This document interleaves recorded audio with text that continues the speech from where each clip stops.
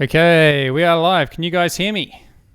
Have to do a quick sound check to make sure that everything's working fine. I've moved over to a new machine recently, so it's the first stream since then. Oh, here we go. You guys, you can hear us. Excellent.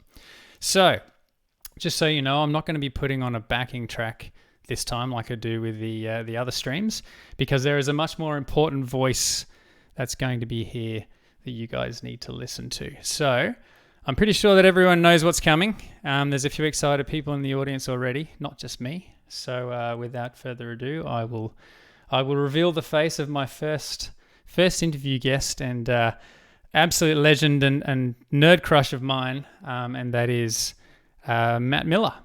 Welcome, Matt. Thank you for coming. All right, thank you. Thank you for having me. Glad to be here. Oh, it's so exciting to see it now. And I'll make sure that everyone else can hear you. Please give us a thumbs up on stream if you can see Matt and hear Matt. Please.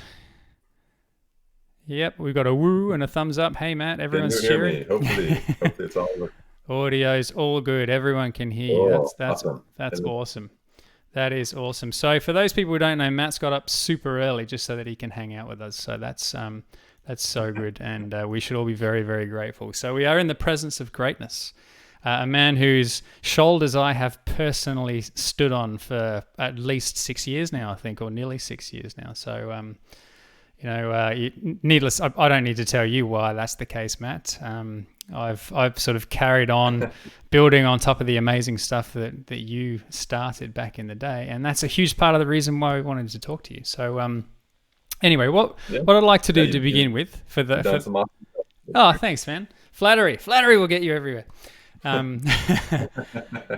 So I'm sure there are some people who have heard the name Skape, and there's a few that would have heard the name Matt Miller. But I'd like to just hand it over to you, if it's okay, and just give us a brief overview of who you are and where you come from and what you do. That would be wonderful.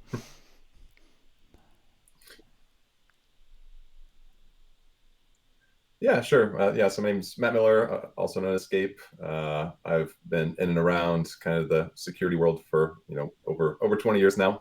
Spent way too much time on IRC in the late 90s, spending time trying to write code, break code, things like that, and eventually pivoted that into working on software development for a living for a while, and then kind of dove headfirst into security as a career, doing consulting for a bit, and then ended up getting sucked into the black hole of Microsoft, trying to make things better and try to improve defense for folks out there. And that's where I'm still at now. Yeah, wow. I know that, I wasn't in security at the time where all this happened, and I wasn't aware of you and the work that you were doing at the time that it was happening. But in retrospect, of many of the people that I've spoken to about you and the work that you've done in the past have said, I couldn't believe it when he went over to the blue team. Like, what's going on?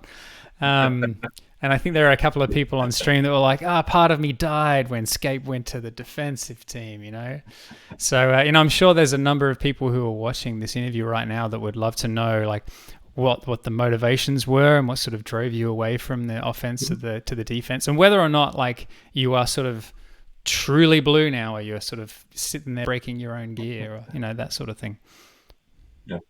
Yeah, I've always been interested in both sides of it, and so even before I went and joined Microsoft and things like that, I was spending time trying to think about how to solve the problems, not just like identify new ones. So working on building mitigations for Windows and things like that back before I went to Microsoft and whatnot. So. Yeah, I was always interested in both sides of the coin, and even to say, I'm still interested in trying to figure out ways to get around the various defenses that we put in place, and figure out where the holes are so we can make things better. But yeah, right. Net, I think you lean more toward the blue side these days. Yeah. But trying to make things better for the world. That's good. I think technically for those of us who are still in red, we should be doing that too, right? Rather than keeping ourselves in a job, which is what a lot of people, I think, prefer to be doing. So I personally take my hat off to you for doing that. I mean, it's a big call, and obviously with your reputation in the field, it would have made people kind of have their minds blown, which is great. I wish I was involved back then. It would have been really great to be part of. So as you know, like part of the reason, or a big part of the reason I wanted to talk to you was we've just started on stream building a CLR version of Meterpreter. So for one reason or another, Yep. along the way when we were talking on stream with all the people who are watching regularly, your name came up, and we thought, hey, it would be cool if we got a few of like the original people who had a big part to play to come on and have a chat about what they did and how they felt about it and what they would do differently and all that sort of stuff. And at that time, we were talking about particularly the TLV packets. And I thought, I'm pretty sure that was you that came up with it. And so I hit up HD and I hit up Egypt and said, who came up with this thing? And they both obviously pointed the finger squarely at you. And so I thought, well, it'd be great if we could get you on. So I've got some questions jotted down, which, full disclaimer, I sent to Matt earlier because I didn't want to surprise him completely. But I'm guessing that pretty much all of these he would be able to ad-lib anyway. So I'm going to get stuck into the first question. And Matt, it's completely up to you how deep you want to go. I know you're on a bit of a time budget, so you pull the pin whenever you're ready. But to begin with, I'd like to know how you got involved with Metasploit. What was the original connection with the team? Yeah. So the way that I sort of got involved with Metasploit, this was back in sort of late 2003. So at the time, HD and Spoonum were basically the kind of core folks who were building and working on Metasploit. And around that time, I started to get interested in like Windows shellcode and just writing different types of payloads and things like that for Windows 98 at the time. So wow. It's pretty old. But yeah, I eventually saw that HD and was doing work in this space, and so I just shot him an email and said, "Hey, I'm working on payloads." And we just kind of started chatting and collaborating, and he eventually kind of introduced me to Metasploit, and that's where it just became kind of a creative outlet to get involved with some other like-minded folks to work on payloads. And kind of by trade, I'm more of a software developer or have been in the past. And so it was interesting to think about how do you sort of formalize and structure the exploit development process, make it modular, make it pluggable, things like that. And so, I was attracted to the idea of working on Metasploit and just kind of contributing to that. And so that's sort of how I got involved. Yeah, that's pretty crazy. And I would assume that back then, I mean, you guys were sort of pioneering in many ways. And it's not like you could read some documentation on this stuff, particularly on the exploit dev side. So you were really having to lead the way. Did you find that sort of lack of documentation and lack of visibility like really difficult? Did it slow the process down for you? Well, that was part of the fun, right? Yeah, you had to go and figure out how actually things were working under the hood, try to uncover those new techniques for how do I find the base address of kernel 32? How do I do these types of things? So I found it sort of stimulating that, that it wasn't all figured out for you. You had to go and actually figure it out. The fact that there were other people interested in trying to do that too made it fun.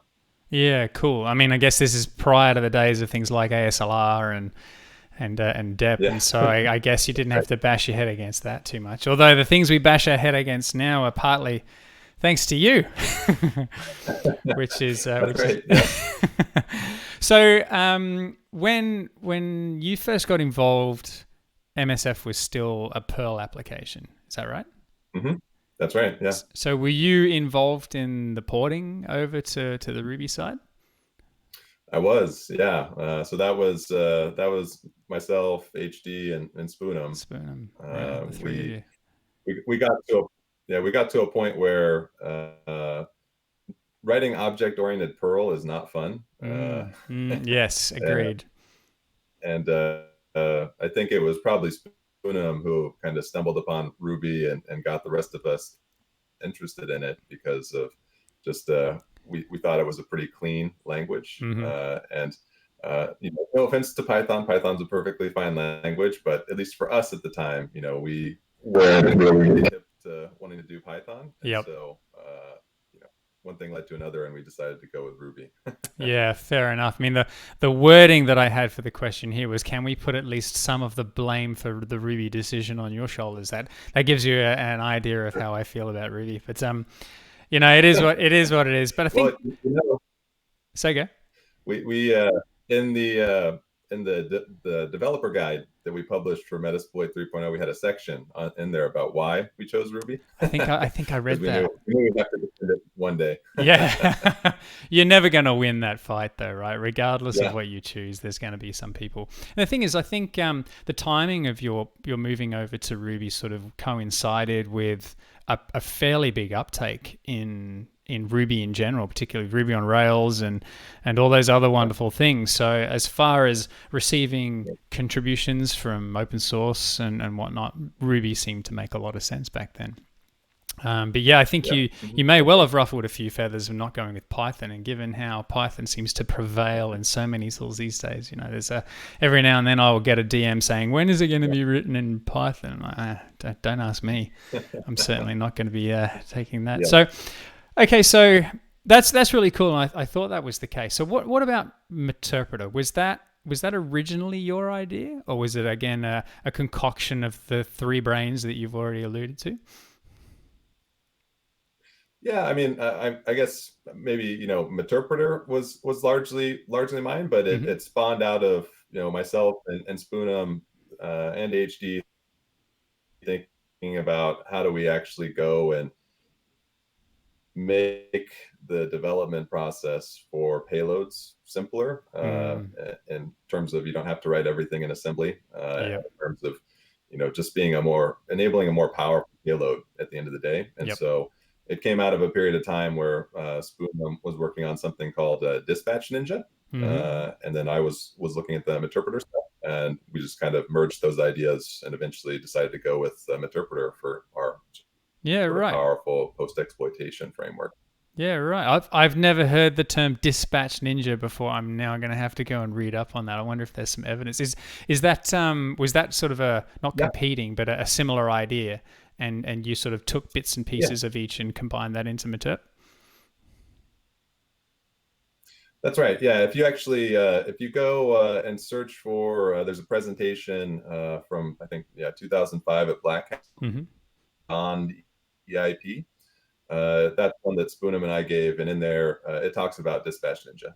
It also talks about Meterpreter too. Fantastic. But yeah, they were not necessarily competing, but exploring the same space with different approaches. Yeah, cool. I am going to hunt that talk down. I recommend that everyone who is watching this should do that too. That'd be a fantastic history lesson. Yeah.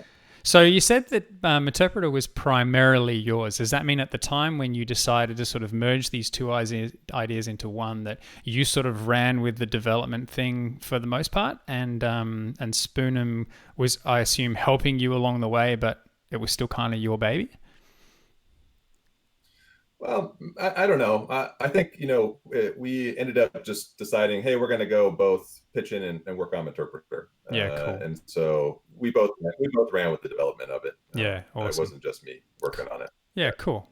Well, Mubix has just posted into the Twitch chat a link to the presentation that you're talking about. So the PDF is there for people to download, which is fantastic. Thanks, Rob. You're a legend, my friend. That's awesome. Nice. He's a good bloke, that Rob, despite what they say about him. So okay, so you said you kind of ultimately you wrapped the idea up and you wanted to produce, a more powerful payload, which makes a lot of sense because having a typical command shell isn't always the best. Were there any goals in particular that you really wanted to hit when you were building this thing?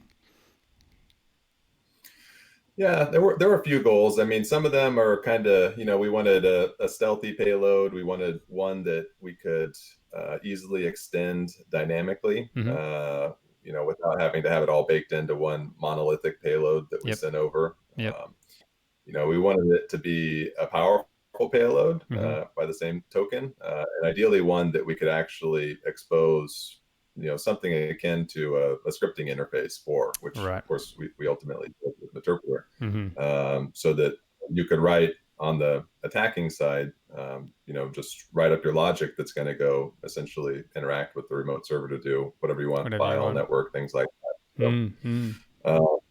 yeah, and yeah, ultimately, like I said, we wanted it to be something where you didn't have to write all your payloads in assembly. Yep. Right? You could actually go and write them in a higher level language and And like off you normal go. development. And Yeah, cool. That makes a lot of sense. So going over to the TLV packet stuff, which was sort of the inspiration for this whole thing to begin with.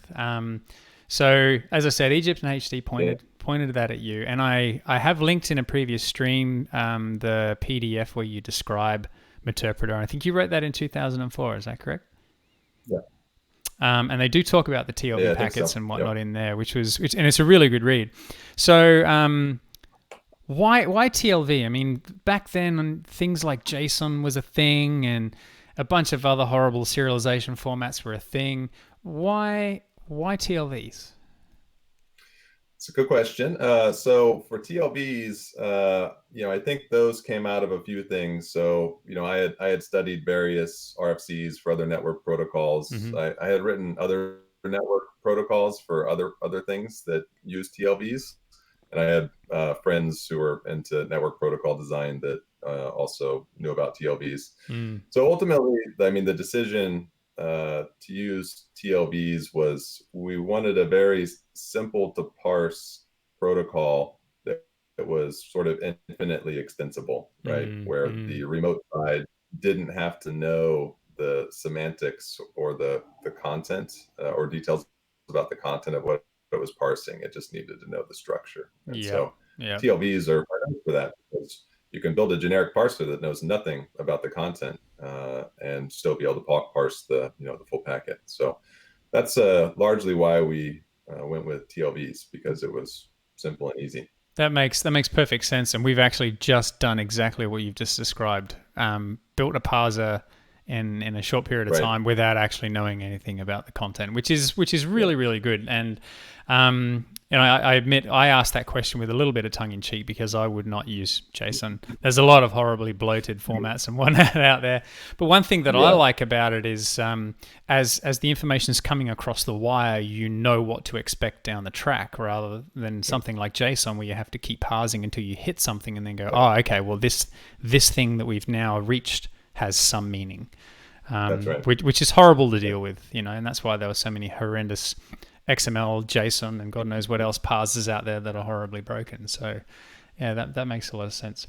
There is one thing that I'm gonna challenge you on here, though, Matt. It's something that's been a bugbear of mine for a little while, and that is command identifiers. Things like core migrate and standard API, FSLS, or whatever it happens to be, are strings.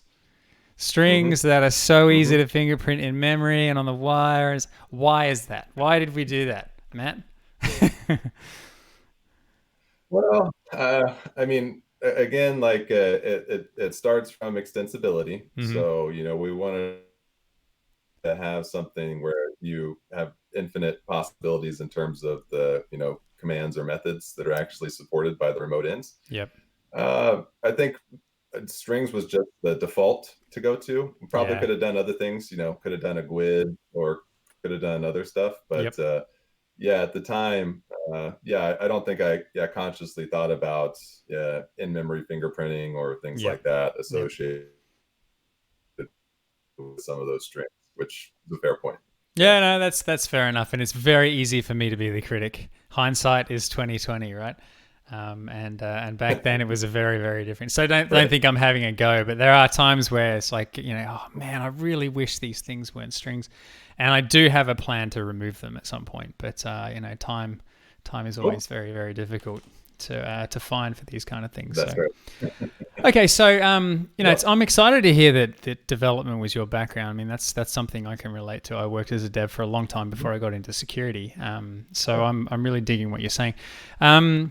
How long do you reckon it took for you and Spoonham to go from effectively nothing to like a minimum viable product, a V.1 that you felt that you could actually start pushing down the wire at targets? Yeah, I'd have to go and look, but my sort of recollection is it probably took a few weeks. Like I don't think it took very long to get it off the ground. We already Wow. had a lot of the tools already for some of this, Yep. and that's excluding maybe some of the research time because we spent time with Dispatch Ninja Mm-hmm. and some of this other stuff proving some of the concepts out. But Right. once we decided to get things going, yeah, Excuse I me. mean, a few weeks, a month, maybe something like that, to really just get things off the ground. I think was That's a probably pretty about how long it impressive took. turnaround. That's a pretty impressive turnaround. I mean, I'd love to know Yeah, what yeah. that sort of first version looked like, but even just getting something that was compilable, shipped across the wire, and the communication Mhm. and all that sort of stuff. I mean, you like were they hard days of work, or was it just like a standard day or a bit of spare time Oh, yeah. at the end? Yeah. No, they were, well, nights, yeah, and weekends and stuff like that. Right. So yeah, it was, long days working on that, but there were fun days. Yeah. So That's really cool. some of that might be recorded. I think the Metasploit 2 CBS is now on Git with history, so maybe some of that is captured in there. I don't know, in terms of the bring up, Wow. but Might yeah, have to go and dig some up then and have a look, get some maybe, stats. yeah, That'd be yeah. fantastic. So what was the tool set you used back then? I mean, you said it was around 2003, 2004. So what are we talking? We assuming this is focusing purely on Windows rather than just maintaining compatibility across all OSs. Was that like a VC++ 5 or 4, or were you using MingW? What It was the was go? yeah, I think it was Visual Studio 6, which is 6. was released in 1998, somewhere around then. So, Wow. yeah, pretty old. Wow. Wow. I'm getting all nostalgic. That's pretty cool. I mean, that was one of the first IDEs I think that I used professionally, and yeah, it had its quirks, but Yeah, it's like so many things. They're horrible, but there's a special place in your heart for it, right? Um, that's right. Yeah, yeah, it was definitely a step up from the past. That's for sure. yeah, yeah. Did the tool set fight against you a bit? Did you find it painful to work with, or was it generally good enough? I think it was generally good enough. Like it was by that point, I had already used Visual Studio 4.0 and stuff like that, so knew how it worked, Yep. things like that. So it wasn't too bad, but yeah, Yeah, it is what it's it gotten a is, lot right? better. it has. It has indeed Yeah. got a lot better.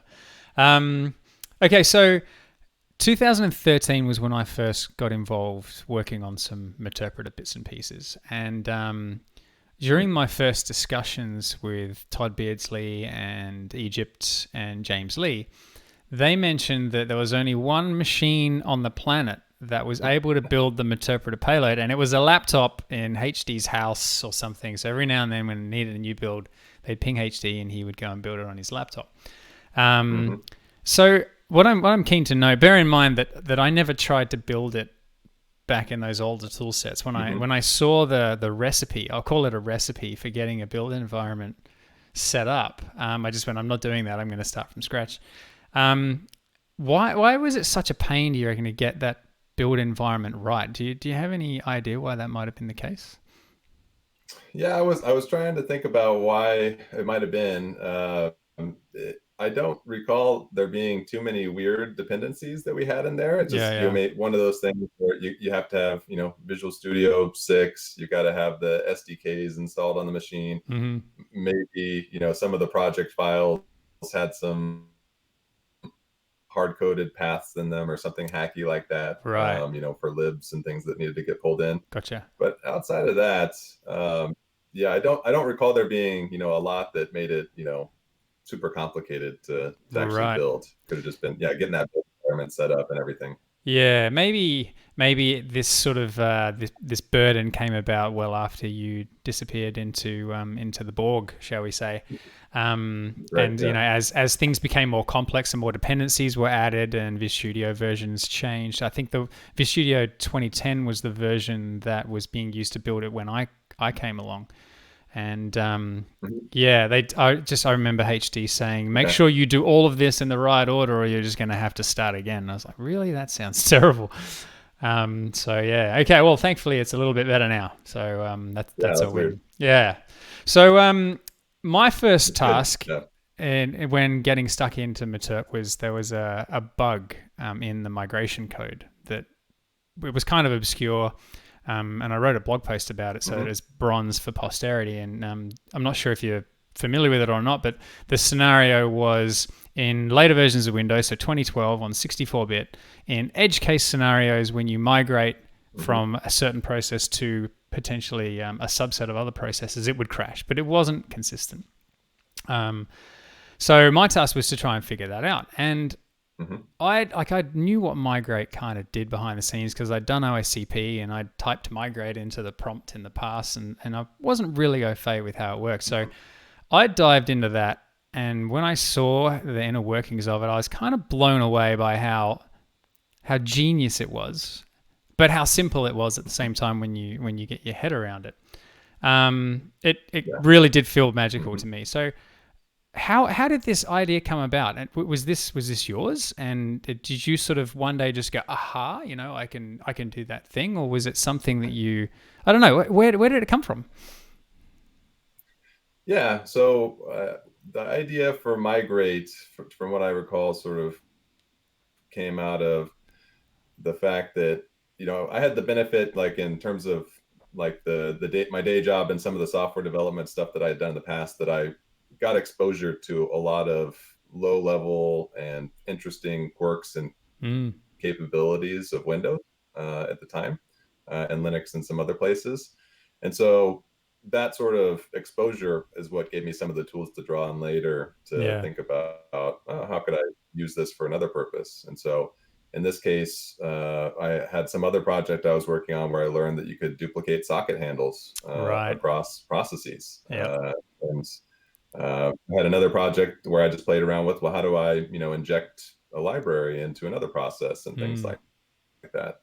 And so these eventually sort of combined together in my head to say, well, I think I could just actually migrate, this logical payload from one process to another without actually losing connectivity.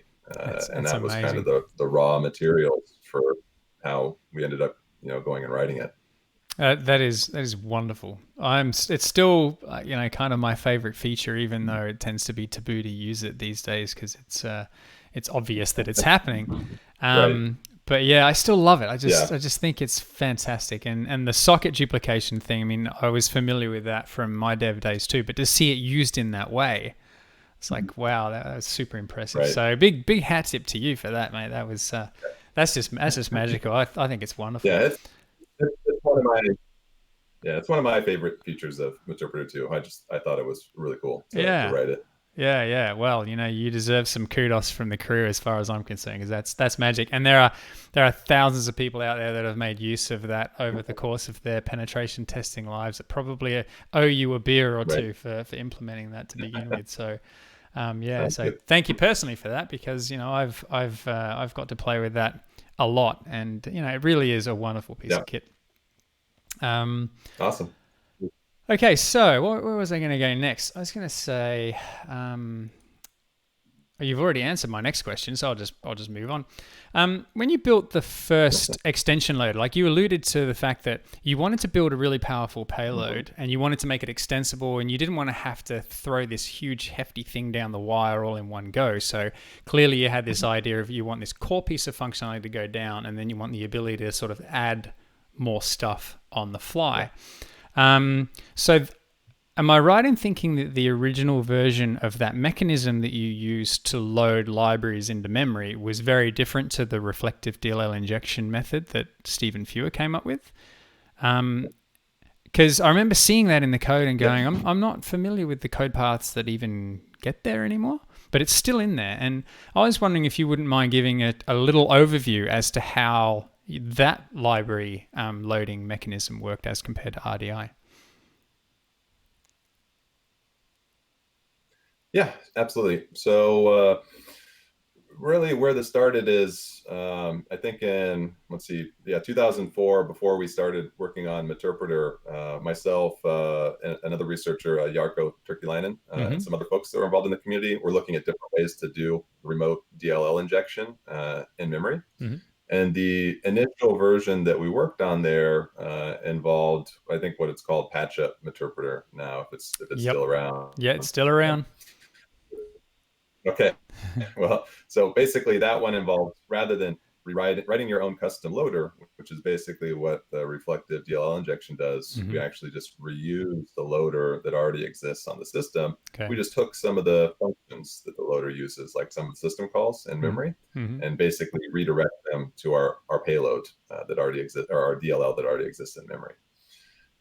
And so the reason we went with that route versus the sort of reflective route, which we did consider at the time, is there were a few different reasons. And in fact, that Beyond EIP presentation that I talked about, it has a slide in there that talks about this. Oh, wow. But basically, we just didn't see a need at the time to go and write our own loader. And we saw some downs with it because, you know, you've got to do relocation fix-ups, you've got to pull in any imported DLLs, any other, you know, weird PE you need to support, you'd have to implement them in the loader, which turns out for Meterpreter, like, you don't really necessarily need those, but we thought maybe we might take on some of them. And so at the time it was just, hey, this seems simpler, let's just go this route. But you know, ultimately I think what Stephen did in implementing the reflective loader, it has a lot more upsides in terms of how it's used for Meterpreter. And so I think it made sense to move in that direction. Cool. It's cleaner.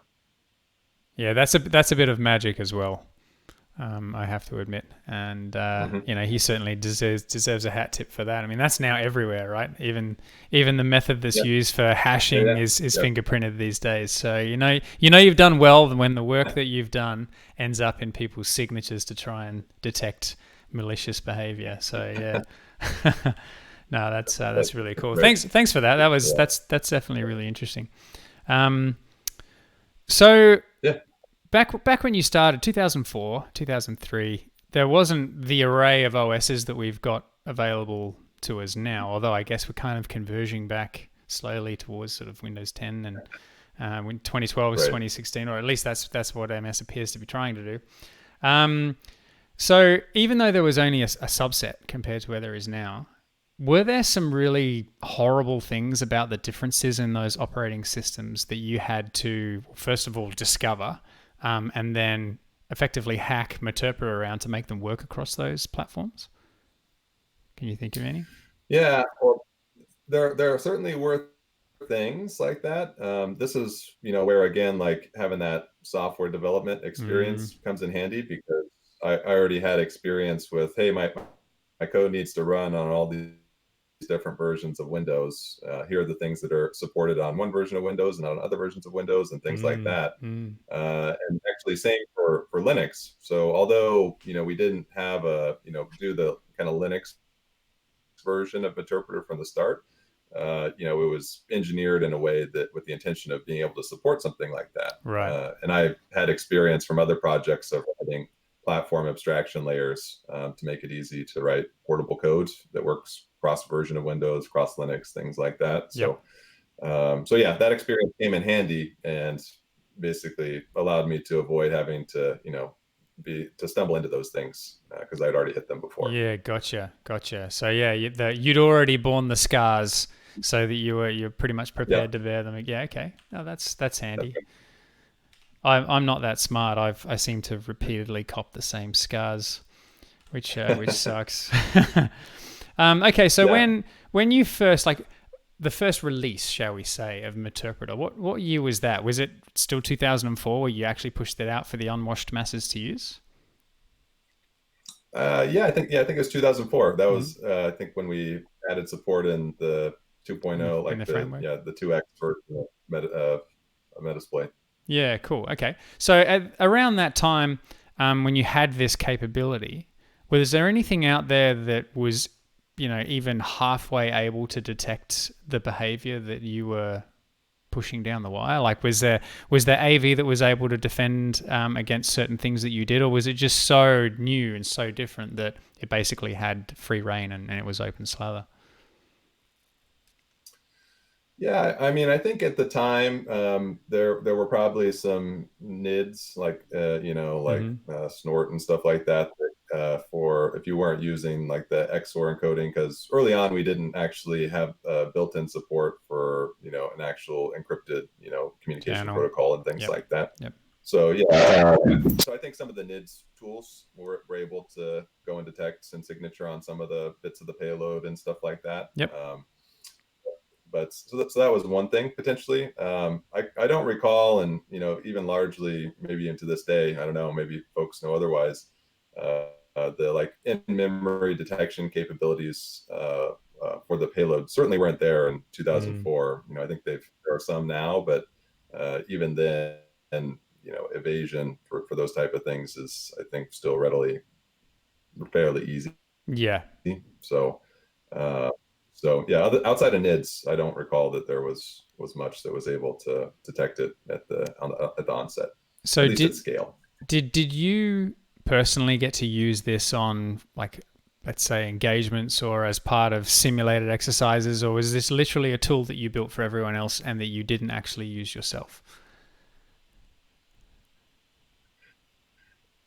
It's actually, it's more the latter. I kind of got joy out of just building it, and Mm. that's kind of sort of how I've been in general. Is I like building the tools that Yep. other people use and things like that. But I have used it, and I have used it even in recent years where to illustrate, to folks who aren't necessarily familiar with what somebody can do when they Mm. actually successfully exploit a vulnerability. I think Meterpreter is pretty eye-opening, even more than your typical command shell and stuff like that. So, Yeah. so I have used it on some engagements and things like that, but yeah, it's more the latter, more Yeah, about cool. enabling others. It's I've been fortunate. I get to use the stuff that I build, and it's kind of, Nice. it's yeah, it's nice. It's nice to be a user of your own gear, and when it sucks, you can blame yourself, and you can fix That's it. right. I've used it as a remote support tool. So when my parents have issues with their computer, I just Yeah. get them to kick off a Meterp payload for me, so that I don't have to deal with TeamViewer or anything horrible like that. So for those people out there That's providing great. support to their parents, give yourself a Meterpreter shell instead. It's fantastic. All right, Nice. so knowing what you know now, and when I say this, I mean both on the development side when you built the tool, and both on the Ruby side and the C, C++, etc. side, through to what you're doing now on the blue side. Is there anything that you would have done differently if you had that knowledge from the start? It's a good question. I mean, I think architecturally and sort of the macro decisions that were made around the design and Mm-hmm. things like that, I feel like they, have managed to hold up. And I'm not sure of something major I would change in that aspect of it. Mm-hmm. Mm-hmm. But there's certainly implementation details that we probably you know could have gone a different way with, like going back to the earlier question about Ruby versus Python versus other things like that. I think if we had gone with Python, for example, for the framework, and obviously for the scripting interface for Meterpreter and things Mm-hmm. like that, probably would have made it more accessible to a bigger chunk of the community at the Mm-hmm. time. But again, people writing the code get to decide what they want to write in. Yeah, So, yeah, that's it. um, That's pretty so funny. yeah, Hey, outside of that, yeah, keep going, please. outside of that, I don't know that there are yeah, other big things that I would have changed, but I've also been, yeah, removed from it a bit, so, Yeah, yeah, yeah. for a That's while now. So well. I think as someone who has come along and worked on a considerable chunk of the stuff that you've built, I can honestly say that a lot of your decisions have stood the test of time. good, And good to hear. and even now there are cases where you go, I kind of wish that little thing would be a little bit easier to work with, but that's not a case Hmm. of something that was designed to be that way. It's more of a case of, well, this kind of grew organically in this way. Hmm. And that's what Yeah, made that little that little thing a little bit more painful. Whereas like the core design decisions, in my opinion, are still really solid and are pretty easy to work with once you've got your head around how the thing's pretty structured. You've kind of answered this already, but I'm going to right. say it anyway. Do you have any regrets with regards to how any of it was done? I don't think I have any regrets. Good. Yeah, I think it was a fun project, Yeah. and yeah, learned a lot through it. I get a lot of questions from people saying, "How do you feel about empowering the bad guys when building this?" And I go, "Well, I'm am I doing that? I thought the original guys did that, and I'm just fixing the stuff and adding a little." Yeah, you get the moral Yeah. question quite a bit, right? Do you feel good about the fact that you're empowering people to own people? And I'd like to get your take on that.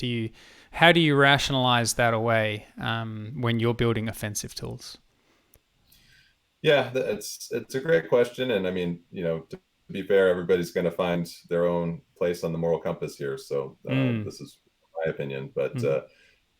I think at a certain level, there's a need to make this type of information broadly available, Mm-hmm. so that we can, level set on here are the real issues that we need to actually go and think about from a defense perspective, right? So Yeah, yeah. it doesn't do society and everybody else good to keep that stuff under wraps, Yep. because then you're just inhibiting our ability to really go and protect people, right? Yep. So that's sort of how the philosophy that I approached Metasploit with Mm. is both. I found it very interesting on the R&D front, and also I think it was necessary for facilitating a discussion around how to actually go and approach defense for these type of things. Yeah. That being said, there is a line, right? Mm-hmm. So I personally don't think it's great for the world to go and drop 0 days and things like that. I think that does a lot more to put people at risk than Mm-hmm. to help the defense side of things. Yep. Um, but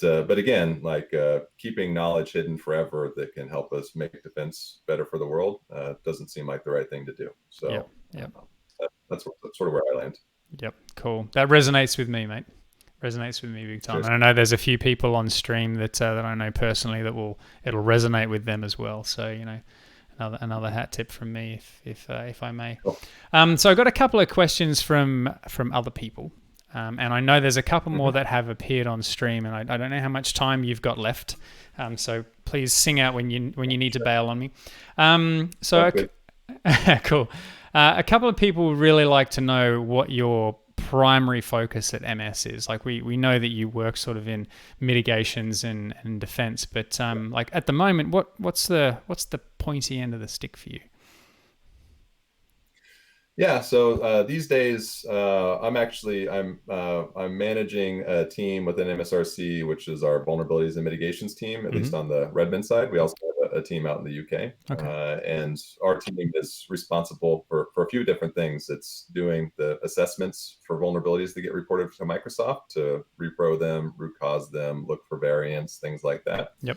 So that's kind of the core thing that the team does, but we spend as much time as we can on the proactive side of things. So it's how can we learn from the trends of what we're seeing to Mm-hmm. go and drive improvements into the product, whether it be finding ways to kill a class of vulnerability, whether it be coming up with new ways to improve detections for different classes of vulnerabilities or exploits and the products that exist for the company, and just generally driving better hygiene Yeah. Right. for things built to Microsoft and whatnot. So for me, it's both kind of helping to steer the team, but also helping to drive and shape the strategy for how we approach this space. Yeah. So Okay.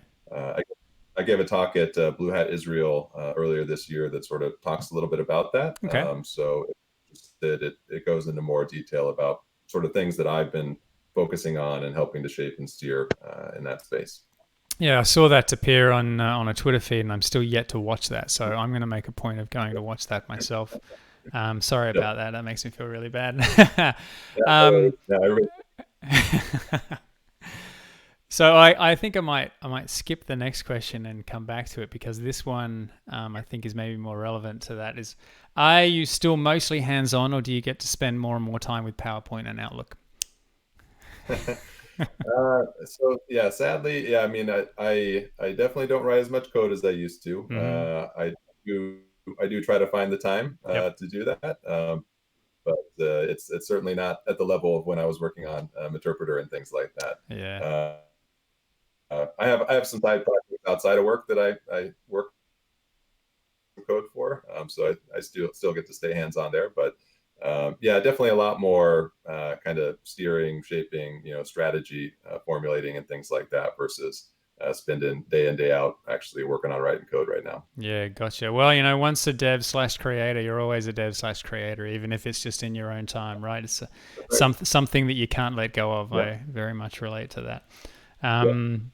Yeah. So with the work that you're doing, do you spend a portion of your time looking at things from, the fake bad guy point of view with an effort to break the things that you're doing, or do you predominantly sort of sit in the blue mindset? I would assume it's a hybrid, right?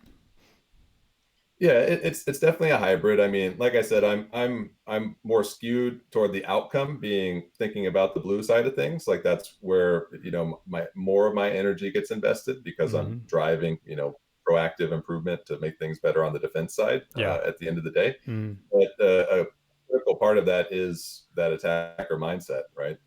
And so whether it's the thought exercises for thinking about how attackers would operate in a given situation, or more concretely, one of the things that my team, our team does at an MSRC is, we sort of call them deep purple operations. I mean, I think everybody knows what purple team is, but it really is that let's actually go and do a traditional red team operation in a scenario where maybe we don't have enough data, or it's super critical that we understand how an attacker could operate in there. Go and get some results to understand the landscape, but then actually drive the blue team side of it, like kind of end to end. So the people that go through that process, and that's kind of why we call it the sort of deep purple. The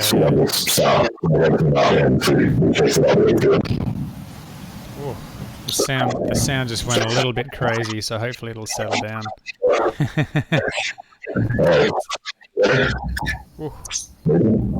I wonder if everyone else can hear that too. It's going a little bit bonkers. Hang on a sec. Sorry, Matt. Hang on a sec.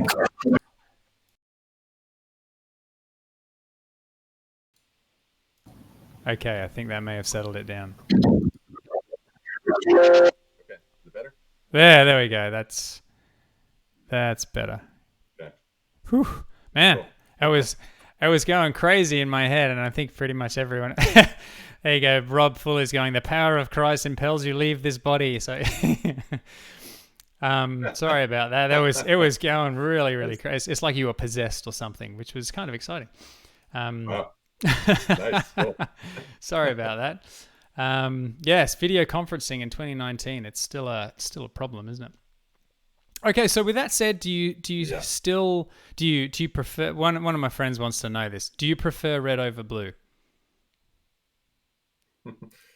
I mean, if I had to pick one, I would pick blue.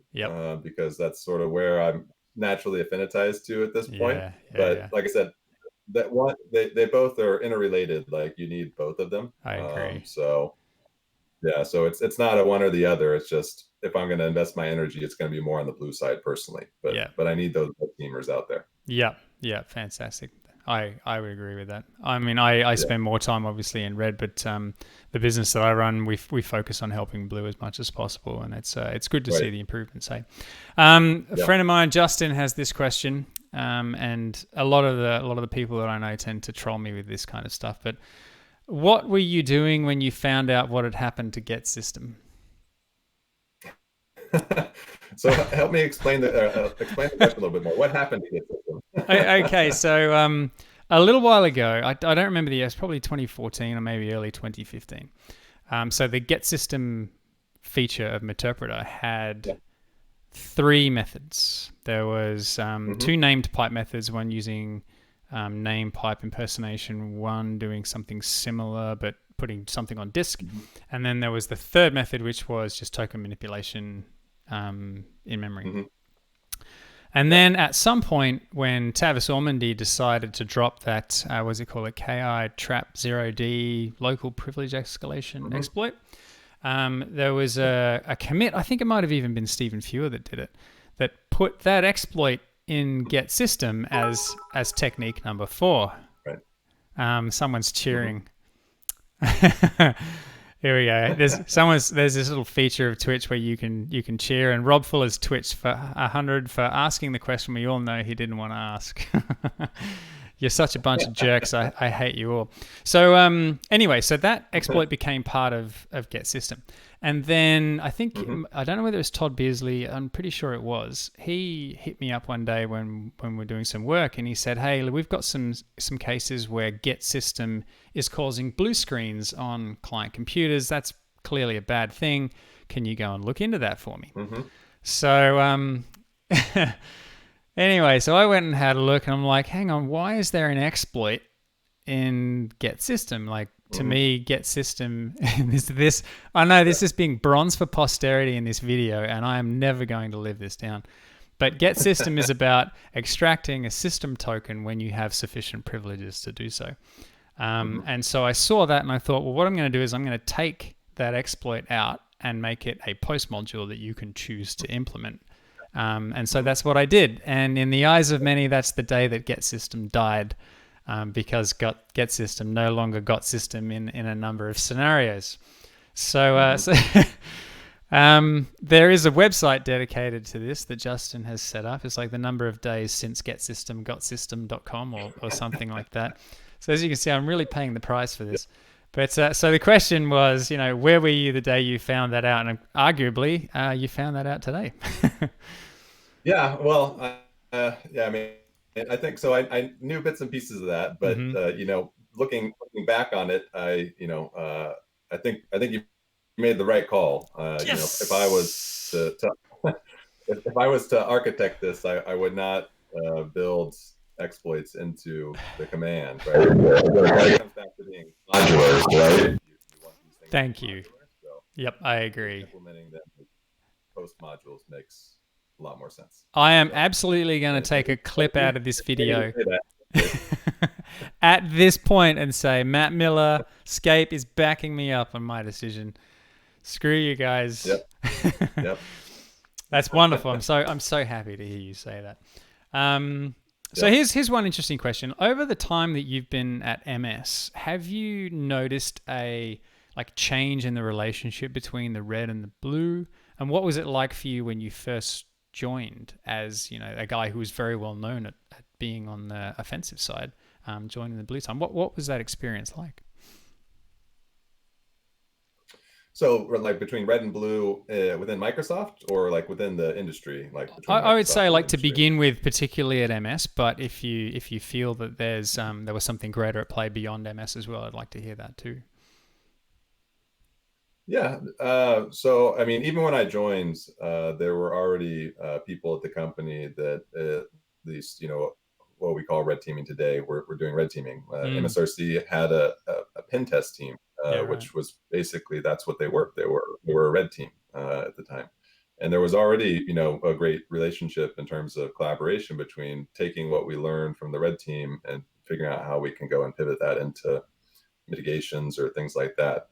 I think, if anything, what's happened is that over the years up to today, there's just even broader recognition at Microsoft of the value of red teaming. And so what you see is there are red teams in multiple different business groups focusing on different areas. There's the Azure red team, Office 365 has a red team, there's just multiple red teams in the company that we can derive value from, whereas before it was a little bit smaller scale. That's how I would describe it. Yeah, right. And by virtue of that, I think if you expand that into kind of the interactions between the red teaming kind of attack side research in the community and Microsoft, I think there's always been this healthy respect, at least since I've been there, and desire to engage with folks in the community on that stuff. And yeah, even now more than ever, that's true to today. We know we get a lot of value from folks going and trying to poke at stuff, and we want to encourage it. Yeah, cool. That's pretty. I remember reading a few blogs back in the day from what was his name? Ken.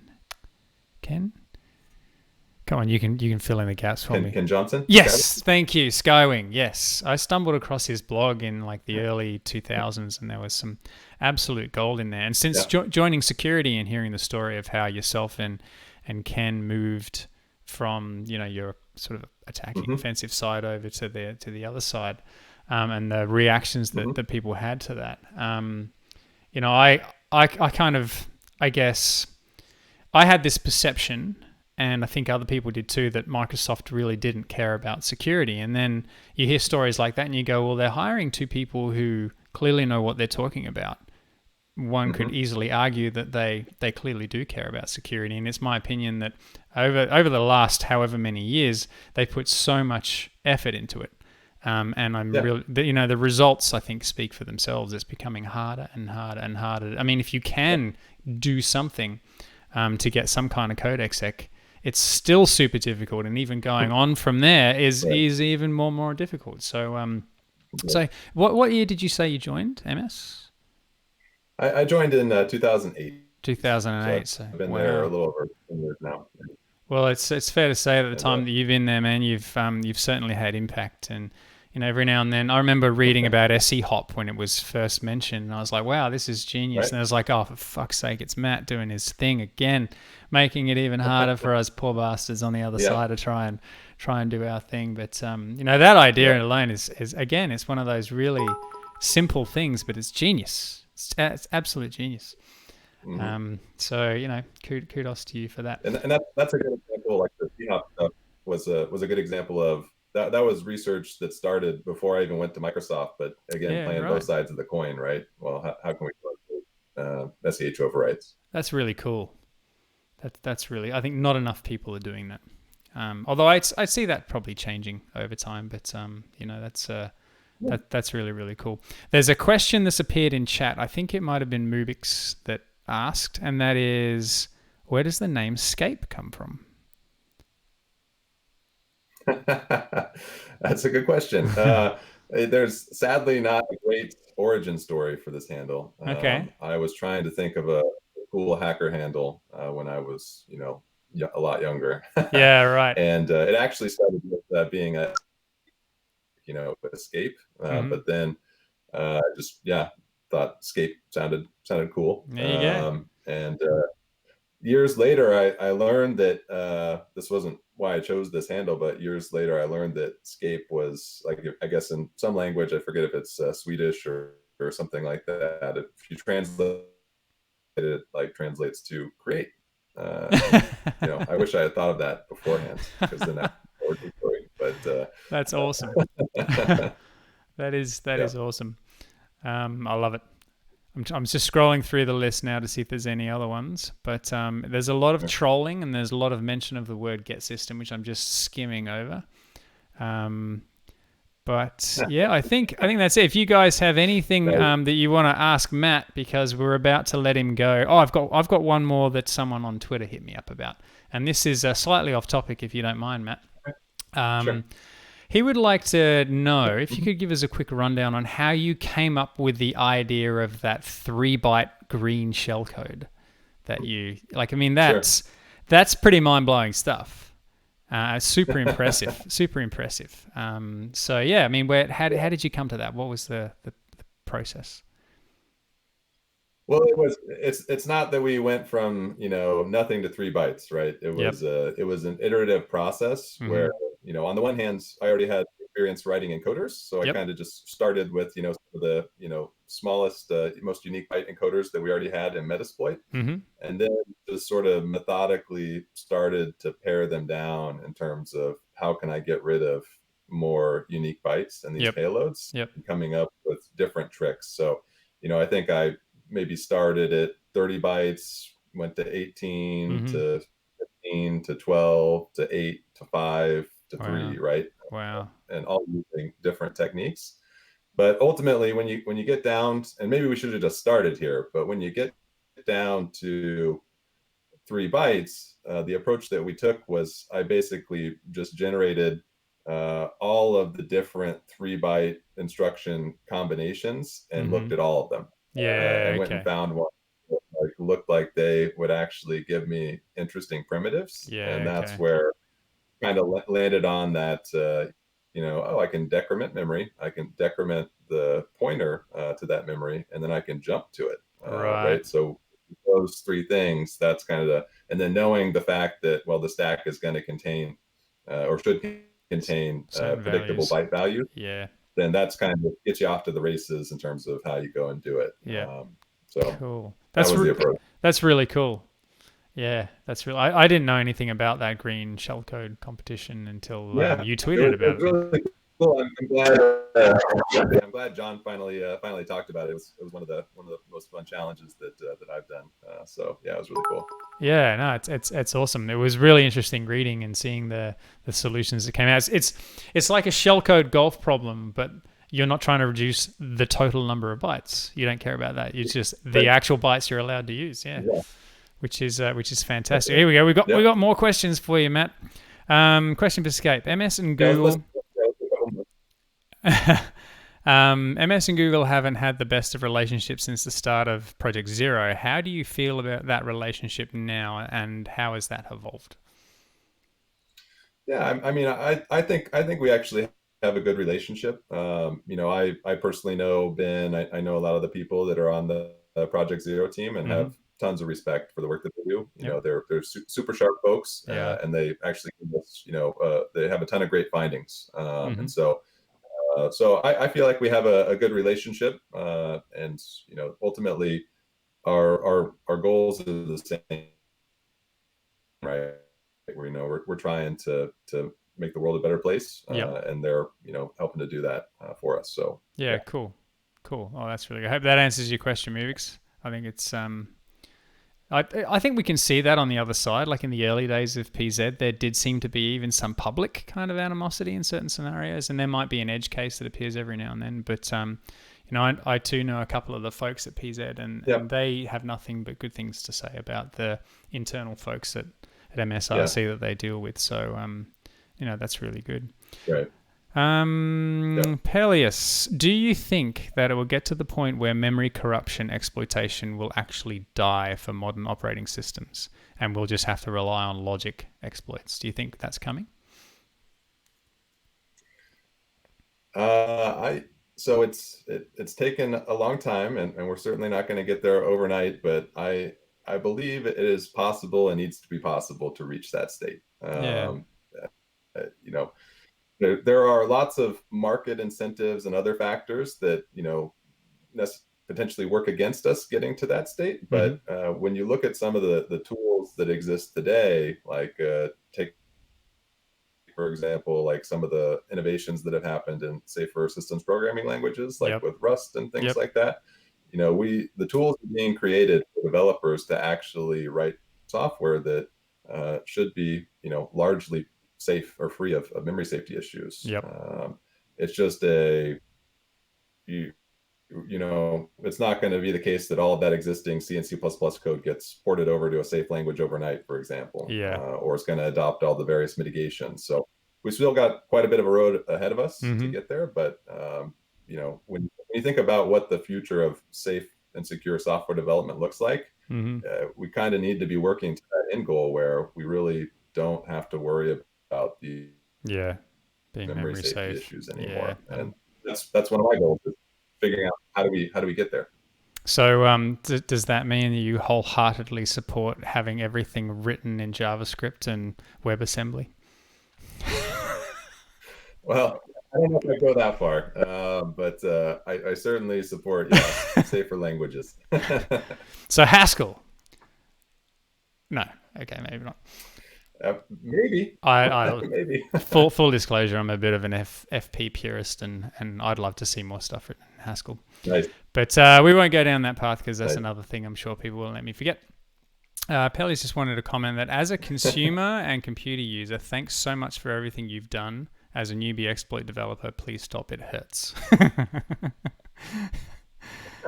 Well said. I think that echoes. We're just making. Just means we've got to get better at what we do, right? There are a couple of Exactly. Yeah. other questions. Any motivational speech for exploit developers in the modern era, like people who are up and coming? Any words of wisdom other than don't? I mean, I don't know if it's words of wisdom, but keep pushing the blue side, right? Like, Yep. keep helping us figure out how we can make stuff better.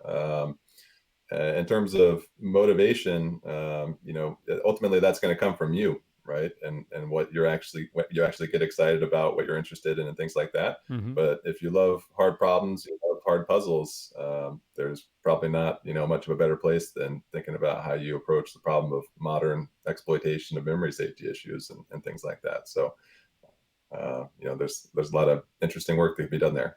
Yeah, I would agree. Well said. Good words. There's one other slightly trolly question I think to finish off, and that is, who's a better exploit developer, Okay. you or HD? Definitely HD. That dude's a machine, isn't he? HD is a better. Man, if just the Yeah. rate, the speed at which he can speak is yeah. is amazing. Let alone the pace at which his brain operates. Yeah. HD's he's done a lot of very clever exploits in his time. So yeah, he's the better one. He is an absolute wizard. Do you think, now I've never met Spoonham, and I don't know who Spoonham is, but I have heard the name in a number of different contexts. Do you think that they would be open to having a chat with us as well?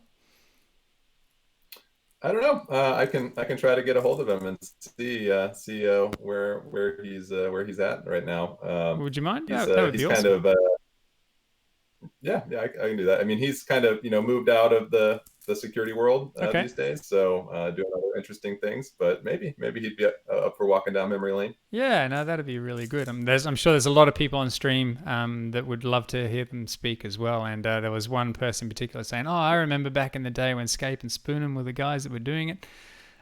So it's Yep. definitely known. So, but look, everyone here that I'm reading on stream is saying thank you very much for everything that you do, both on the blue Sure. and on the red side. You've clearly been very instrumental in the lives of many people, and the stuff that you continue to do now is it continues to blow my mind, and everyone here has utmost respect for you. So look, and I'm eternally grateful for you giving me your time. I've chewed up an hour and a half of your morning starting at 6 a.m.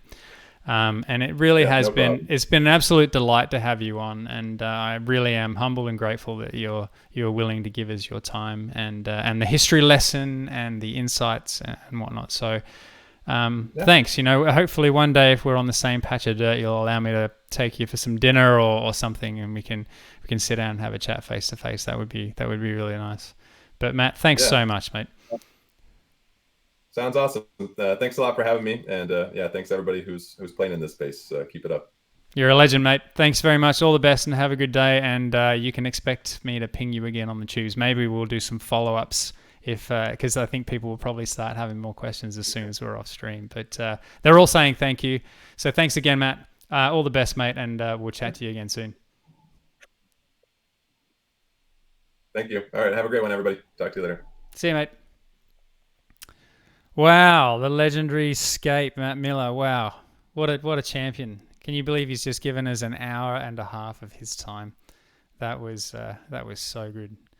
Yeah, man. I don't know what that was. Hey, like the sound was going crazy, but thankfully it was good enough for us to hear what he had to say, and that was really cool. I was super nervous, like I'm sweating. That was Skape.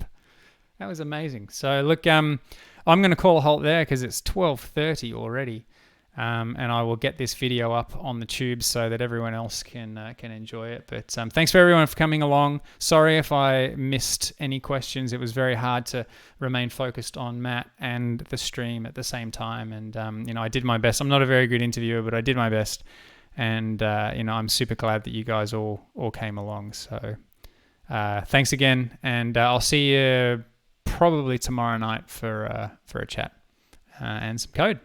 All right. Peace.